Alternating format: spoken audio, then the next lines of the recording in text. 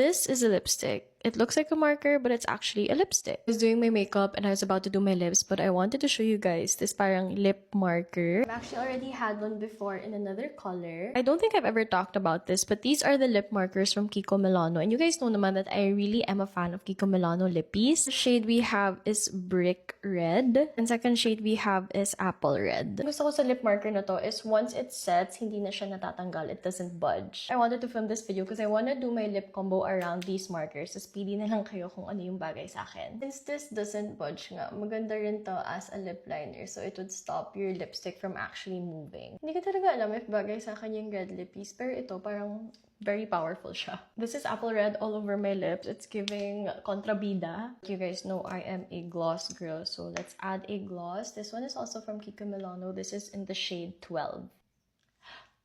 Ang ganda! This lip combo is so nice. Look at the specks of glitter on my lips. Ang ganda. This is the first lip combo. It's giving very much girl boss. Grabe rin yung stain na naiiwan ng lip marker na to. Let's go in with the other shade. This is Brick Red. And let's use another gloss that I have from Kiko. This is in the shade 18. Oh, wow. The gold specks is so nice. This is the second lip combo. It's not something I'm used to, pero honestly, ang ganda niya. Last lip combo, I'm using Brick Red again. Only applied it sa outer areas ng lips ko. And instead of using a gloss, let's use a lipstick. This is the Unlimited Stylo, also from Kiko Milano. This is in the shade Rose Mauve.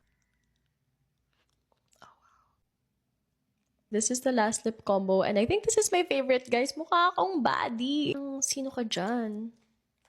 Ang ganda! But of course, I am still a gloss girl, so nadab a bit of gloss. This is my favorite lip combo among everything that I did. Diba? Ang ganda niya. I feel like this is the perfect lip combo for a night out. Anyway, that's it. Let me know which lip combo is your favorite and kung ano yung mas bagay sa akin.